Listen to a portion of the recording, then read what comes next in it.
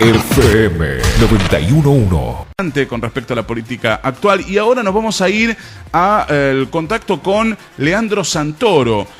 Como ya todo el mundo sabe, Leandro Santoro es un joven radical que, bueno, hace ya un largo tiempo justamente, ha mostrado su compromiso con las filas kirchneristas, ¿no? Con un modelo, en realidad, de país, según él mismo define, que tiene que ver justamente con algo más que el kirchnerismo. Leandro, ¿cómo estás? Muy buenos días, gracias por estar en contacto con nosotros, ¿Qué tal, Luis? Buen día, gracias por llamar.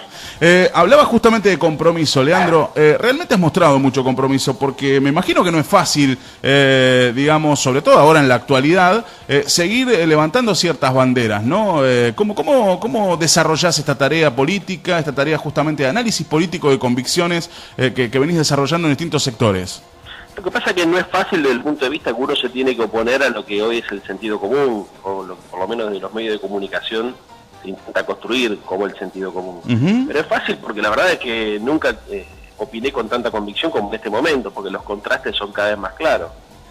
Durante mucho tiempo uno intentó trabajar desde el radicalismo para pensar el postkirchnerismo o superar por izquierda el kirchnerismo, y eso sí era verdaderamente complicado, porque uno tenía que atar el futuro con el presente, y eso implicaba un esfuerzo intelectual muy fuerte, explicar cómo desde este presente uno podía soñar un futuro mejor. Ahora, con la construcción de Cambiemos y con la clarificación del discurso político, la verdad es que los argumentos fluyen solos, porque si te pones a pensar, los contrastes han permitido que en la Argentina haya solamente dos espacios políticos: un espacio que representa digamos, lo que estamos viendo ahora, digamos, una economía más regresiva, una sociedad, digamos, más injusta, más desigual, y otro, un espacio político que intenta seguir trabajando, digamos, por la construcción de una Argentina más justa, más igualitaria, mayor distribución de la riqueza. Así que desde ese punto de vista, para mí las cosas son más fáciles.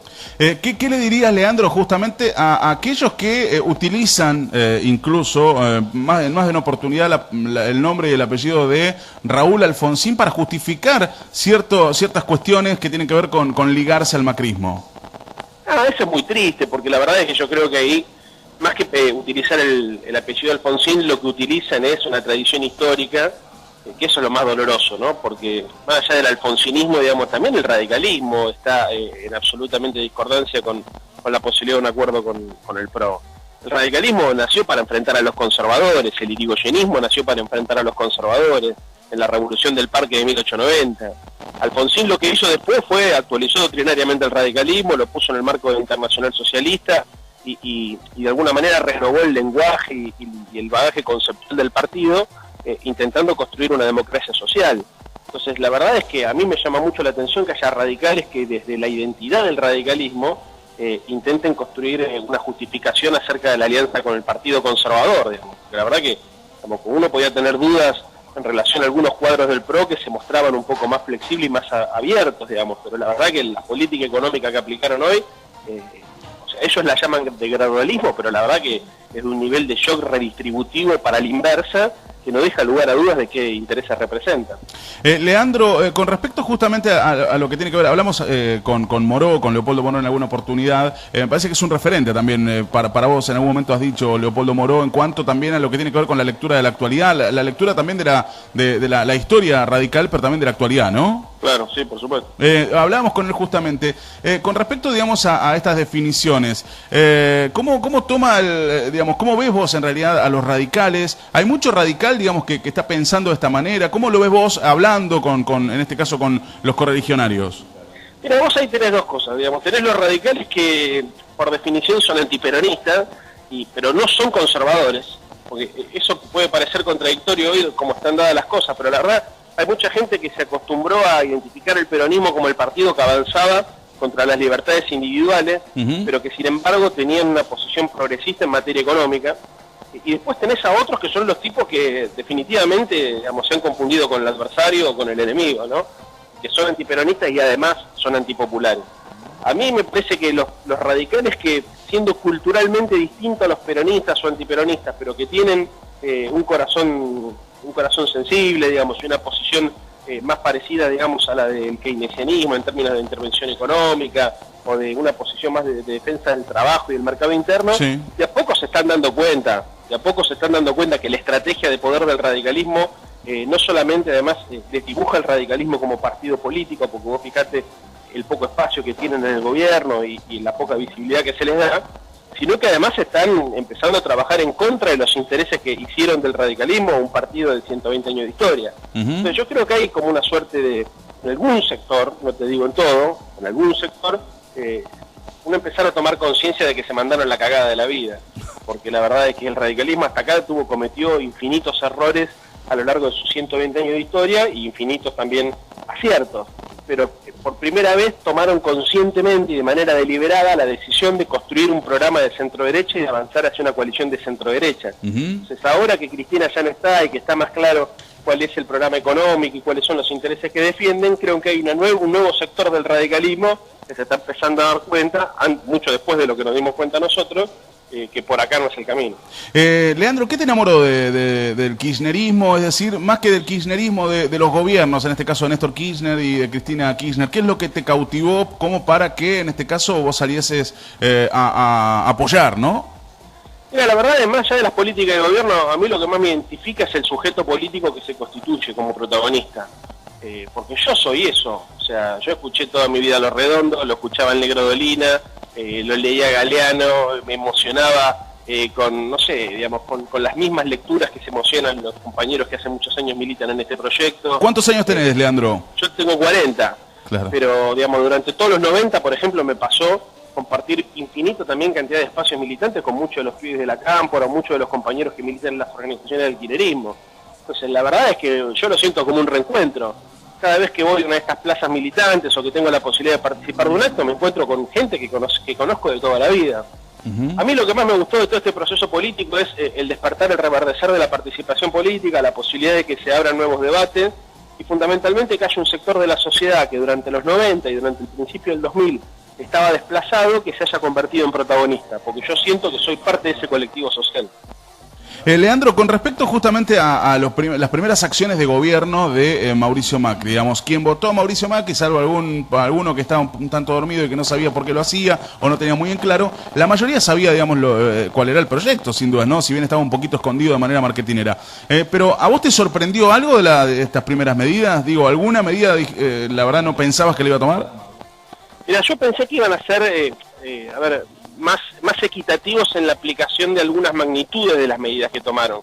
A ver, ellos avisaron que iban a devaluar, ellos avisaron que iban a modificar retenciones, ellos avisaron que iban a desregular la economía, pero no sé si nos imaginamos que lo iban a hacer de manera tan violenta, ¿viste? Y esta es una gran diferencia, porque, a ver, por ejemplo, el tipo de cambio, ¿estaba retrasado en la Argentina? Yo pienso que sí, que estaba retrasado.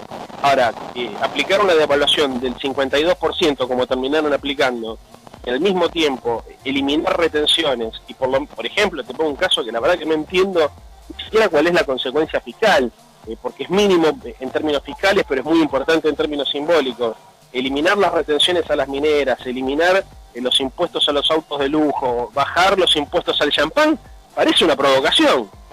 Entonces vos ahí tenés dos cosas, digamos, primero las magnitudes y después y la combinación, digamos, de esas medidas, que me parece que es lo que hace muy particular y muy recesivo y regresivo este plan económico, y por otro lado tenés algunos gestos que parecen provocaciones. Es decir, a ver, ¿qué necesidad había, por ejemplo, en términos fiscales, de eliminar las retenciones a las mineras? Porque la verdad, en definitiva, son 200 millones de dólares, no es tanto. Pero pareciera que necesitan darle un gesto al poder económico, o que necesitan garantizarle a los sectores más corporativos que los apoyaron una rentabilidad, viste, que va en contra de los intereses de los argentinos, pero que además va en contra del espíritu de ajustémonos todos el cinturón porque hay que hacer un ajuste, digamos, o sea, hay que hacer un ajuste, pero resulta que lo pagan los pobres y que los ricos son cada vez más ricos. Parece una verdad que son cosas que no se entienden, no se entiende la utilidad política. Me parece que hay un sector del gobierno que no está pensando y que no está midiendo correctamente las consecuencias sociales de algunas propuestas que están tirando adelante. Parece más una mojada de oreja, digamos. Si no es una mojada de oreja, por lo menos una falta de gestión política. Porque, a ver, vos podés sentir que tenés una luna de miel y que los tiros no te entran, pero el día que te entra una bala, te entraron todas. Y la verdad es que, digamos, a ver, son cosas que van haciendo ruido en la sociedad hasta que un día, viste, se te abren los ojos, la sociedad se despierta y te cobra todas las facturas. Vos no le podés pedir a la gente, por ejemplo, que se banque, que su sueldo vale 30, 40, 50% menos, que al mismo tiempo se entere por los diarios que las mineras que contaminan el medio ambiente, que deberían estar mucho más reguladas de lo que están y de los que estaban inclusive en los últimos años, que esto creo que era una asignatura pendiente también del kirchnerismo, ahora no solamente estén absolutamente desreguladas, sino que además no paguen retenciones. Sí, pero además con una contradicción importante, digamos, el kirchnerismo también debía actualizar, como vos decías, Sí. es una materia pendiente que dejó el kirchnerismo el tema de la minera, pero fue muy criticado en este caso por sectores de la oposición que hoy están en el gobierno este tipo de medidas, ¿no? Digamos, que tenían que ver con la minería y ahora se profundizan. Es increíble, por eso te digo, yo creo que hay una falta de lectura política en algunas cosas también, o sea que hay es un gobierno, vamos a ver, digamos, ojalá que se acomode, porque la verdad que estos tienen que terminar, son 4 años, acá, digamos, uno no puede ponerse tampoco en ansioso y suponer que la situación se va a revertir, digamos, por lo menos para los que tenemos esta visión ideológica del mundo, se va a revertir rápido. Yo creo que tenemos por lo menos 4 años y un debate intenso con un sector de la sociedad que tal vez enceguecido por el odio, porque vos me decías recién, hay sectores, todo el mundo sabía, yo creo que todo el mundo sabía, pero también hacía yo referencia al radicalismo y a algún despertar de algún sector, yo creo que también hay algún sector que, enceguecido por el odio, por la bronca, por la estética del kirchnerismo, por el estilo, por la forma, no se detuvo a pensar lo que estaba haciendo. Y yo percibo, no sé si hay en el interior, pero en la capital federal hay muchos tipos que vos decís, hermano, sos progresista, has militado en la izquierda toda tu vida, ¿cómo puede ser, digamos, que estés bancando este proyecto, que hayas votado a Macri? Y en definitiva, cuando te pones a rascar un poco, te das cuenta que era la bronca hacia Cristina, se compraron, viste, el relato de los medios de comunicación, las críticas que tenían eran las pavadas como las cadenas nacionales o el estilo de gobierno, pero que tampoco son afines a esta forma de gestionar la economía. Entonces, ojo también que hay un sector que apoyó, un sector social que apoyó al macrismo, que no se define como de derecha, digamos, porque de hecho ellos sacaron el 26%, construyen el 51% en el balotaje, interpelando un montón de otros subsectores que en algún momento también fueron parte del 54% que la votaron a Cristina en el 2011. Ahora, sí, y la posibilidad de que finalmente este gobierno haya accedido justamente al poder, también no es interesante para, bueno, finalmente poner en la realidad, en lo fáctico, digamos, blanco contra negro, digo, blanco contra oscuro, es decir, realmente, bueno, hay una posición de ultraderecha, por decir, algún gobierno de ultraderecha, y también había un gobierno que era sumamente popular, o mucho más popular, ¿no? Sí, por supuesto. A ver, eso para mí está fuera de discusión. La pregunta que nosotros tenemos para hacernos es cómo volvemos a interpelar a ese 20 y pico % de la sociedad que sin ser macrista terminó acompañando el proyecto de Cambiemos. Y esa para mí es la clave de la evolución electoral del año que viene y del 19. Digamos, ¿qué sector de la política logra interpelar y representar mejor a ese sector, llamémosle independiente, llamémosle fluctuante, que sin ser macrista ni ser kirchnerista, fluctúa de acuerdo a señales o a gestos, digamos, que hacen los distintos espacios políticos. Obviamente yo creo que hubo errores en términos de la campaña del Frente para la Victoria, que hicieron, digamos, que no se pudiera ganar, también hubo aciertos comunicacionales del PRO, y hubo fundamentalmente una construcción del relato, digamos, de los grandes medios masivos de comunicación que penetró en un sector importante de la sociedad, que dieron vuelta y que hicieron posible que la derecha llegue al gobierno a través de los votos. Pero ojo, digamos, esa situación, digamos, es fluctuante, digamos. Nosotros no podemos cometer el error de, por enfrentarnos con las políticas económicas de Macri, terminar enfrentarnos con el conjunto y con el 100% del sector social que acompaña eso. Porque hay un sector social, digamos, que acompaña eso por distintos motivos que tiene que ser interpelado también por nosotros para volver al gobierno del 2019. Sí, además también, Leandro, es una lectura que se debe dar no solamente desde la Argentina, sino también en gran parte de Latinoamérica, ¿no? Seguro. Brasil está pasando lo mismo, en Venezuela hay tensiones similares, en Bolivia también hay tensiones similares. Bueno, así son los procesos, digamos, como diría Gramsci, los procesos de cambio son olas sucesivas, digamos, de avance, retroceso, avance y retroceso. Claro, al final de la historia terminará ganando la humanidad, quedémonos tranquilos. ¿Y qué se viene justamente? ¿Qué crees que se viene en cuanto a, bueno, lo que estamos viendo? Porque sin duda es que hay medidas que van haciendo que se pierda cierto consenso social, otras habrá que ver cómo va llevando adelante el gobierno Macri justamente para ver si también lleva adelante otras que lo afiancen, pero digo, ¿cómo lo ves vos? Mira, yo creo que ellos están intentando aplicar una política de corrección macroeconómica sin tener en cuenta a la gente, y habrá que ver básicamente si consiguen financiamiento externo para poder equilibrar las deudas sociales la segunda parte del año y fundamentalmente el año que viene, la primera del año que viene, que es cuando van a tener que construir, digamos, una suerte de justificación para presentarse a la elección de medio término. O sea, ellos dependen básicamente del financiamiento externo, de la capacidad de poder transformar ese financiamiento externo, en caso de conseguirlo y que sea suficiente, en algún tipo de beneficio para la sociedad. Después creo que la derecha está también revisando con un ojo lo que hace Macri y revisando con otro la posibilidad de construir una alternancia por el lado de Massa. Me parece que hay sectores del poder económico que no le confían a Macri, que le llama la atención la falta de profesionalidad que tiene a la hora de comunicar, de construir, de generar consenso, y que evidentemente, digamos, lo tienen a Massa como la posibilidad de una rueda de auxilio, digamos, de un relevo por derecha. Y después creo que todo este espacio político tiene que resolver cuanto antes interna. Me parece que la interna del peronismo va a terminar condicionando el armado de todo un frente opositor a Macri, y que en función de eso también habrá que esperar a ver cómo reacciona Cristina cuando reaparezca y cómo reacciona la sociedad frente a la aparición de Cristina. Es muy temprano todavía para saber, digamos, cómo van a comportarse los actores, pero la verdad, hasta que no aparezca el financiamiento externo, hasta que no sepamos cuál va a ser el rol que va a terminar jugando Massa de acuerdo a los logros o a los fracasos económicos, hasta que no veamos cómo va a evolucionar la interna del PJ y de qué manera van a actuar los actores, hasta que no veamos con qué práctica y con qué estilo aparece Cristina, en esta vez como oposición, digamos, en un rol que para todos nosotros es desconocido, y hasta que no veamos cómo evalúa la sociedad, digamos, el nuevo sistema de roles, digamos, donde Cristina ya no va a ser más presidente, sino va a ser oposición, y Macri no va a ser más oposición, sino que va a ser el gobierno, va a ser muy difícil vaticinar, pero son las cosas, son las variables que me parece que tenemos que ir monitoreando para ir anticipándonos a lo que viene. En lo personal, ¿es Cristina la nueva, digamos, el personaje político más fuerte, digamos, como para reasumir, o por lo menos la conducción justamente de esta fuerza opositora? ¿Crees que no, que podría ser, digamos, la líder política, pero tiene que haber recambio? ¿Cómo lo ves vos? Mirá, al día de hoy me parece que hay tres solamente actores que tienen votos en todo el país: Macri, Massa y Cristina. Digamos, no hay... Son los tres dirigentes nacionales que tiene el radicalismo, la Argentina, el radicalismo desaparecido. Me parece que Cristina es la única que despierta pasiones en un sector de la sociedad.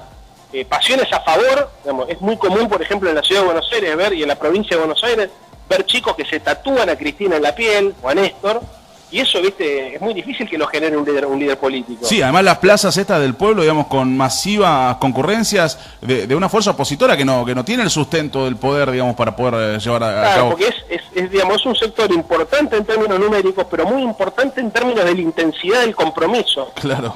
Para mí el ejemplo del tatuaje en la piel es muy claro, ¿no es cierto? Porque vos decidís tatuarte en la piel la cara de una persona cuando sentís que es un compromiso incondicional, que va a ser para toda la vida.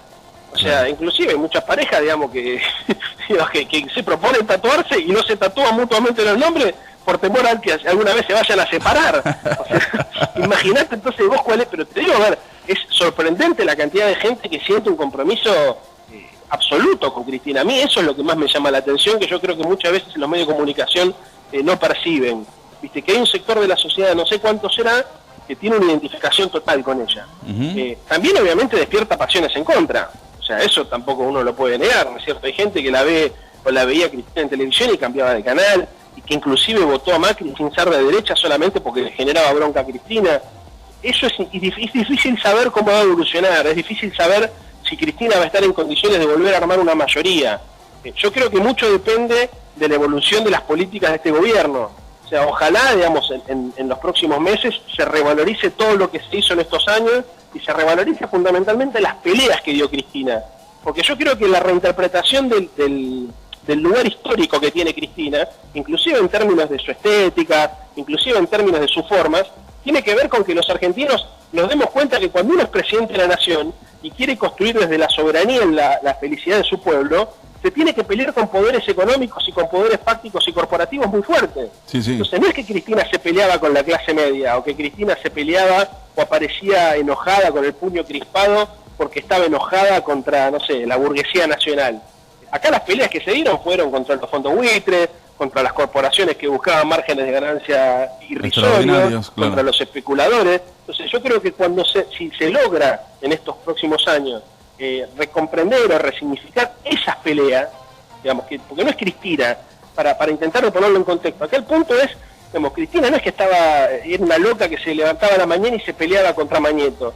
Acá el punto es que hace muchos años que, por ejemplo, el señor Mañeto construye el sentido de la Argentina y construye la dirección política de una parte de la sociedad. Sí, sí. Entonces, si vos querés terminar con eso implica, digamos, poner blanco sobre negro las cosas.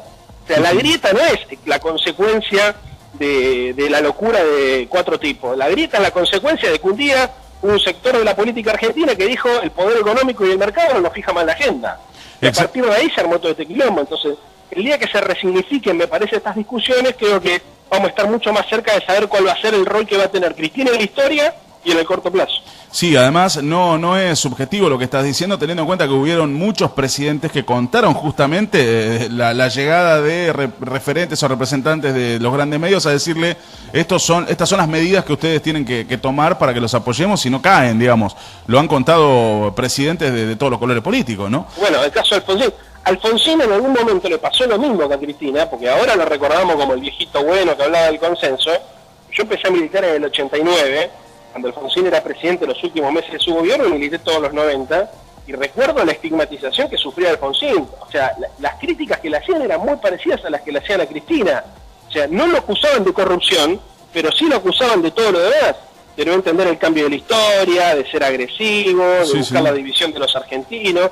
Fíjate vos las tapas del diario Clarín cuando asume Menem y las propuestas que estos tipos, o las propuestas o los deseos que estos tipos construyeron alrededor de la figura de Menem, eran muy parecidas o son muy parecidas a las que construyeron alrededor de la imagen de Macri. Vino a unir la Argentina, se terminó el conflicto, ahora venimos con el desarrollo, basta de obstruccionismo estatal. Bueno, lo que te quiero decir es que Alfonsín logró construir prestigio, pero no pudo volver al gobierno. O sea, Alfonsín, después de un tiempo, la gente reivindicó su gestión de gobierno, entendió por qué había dado las peleas que había dado y por qué estaba tan deteriorada su imagen pública como consecuencia de esas peleas, pero no le alcanzó para volver al gobierno. La verdad, Raúl era más grande. Habrá que ver qué pasa, más grande en términos de edad, ¿no? Habrá que ver ahora qué le pasa a Cristina. Yo creo que más temprano que tarde va a haber una reivindicación histórica de parte del conjunto de la sociedad de esas peleas. Ojalá le dé para volver a hacer gobierno en 4 años y ojalá tenga ganas ella, digamos, porque también la biología hace su trabajo y nos hace el trabajo a todos y está en condiciones de gobernar. Y si no, habrá que buscar a alguien que represente los mismos intereses, los mismos valores, pero que tenga ganas de pelear los próximos 20 años. Leandro, la última, y te agradecemos mucho por estos minutos. Igualmente, cuando estabas hablando justamente de muchos discursos que han quedado grabados acerca de un Alfonsín enfático, hablando incluso con nombre y apellido, ¿no? De Clarín y de las presiones y los aprietes y de las cosas que estaba haciendo, ¿no? Contra él. Muy molesto, además se lo veía incluso con esas situaciones. Con respecto, digamos, a lo que viene pasando, y esta sí la última, los dirigentes del kirchnerismo que se han bajado, que han dado vuelta a su postura, que se han ido, digamos, ¿cómo lo analizás vos, digamos, desde el compromiso que vos mostrás y que tenés cuando ves este tipo de reacciones? Mirá, la verdad es que uno en política, yo entiendo el pragmatismo y entiendo el cálculo electoral porque no vamos a ser hipócritas, todos lo hacemos, o sea, es más, es casi vital, digamos, forma parte de la condición humana, digamos, el egoísmo tiene un papel en la vida de todos nosotros muy importante. Lo que no puede ser es determinante. Y yo creo que para un sector de la dirigencia política de la Argentina, el egoísmo y el individualismo es lo determinante. Entonces, el individualismo tiene que convivir necesariamente con el altruismo. Y yo pienso que los militantes políticos, en esa tensión entre lo individual y lo colectivo, entre lo propio y lo que es de todos, tienen que lograr saldar esa tensión en favor de la sociedad.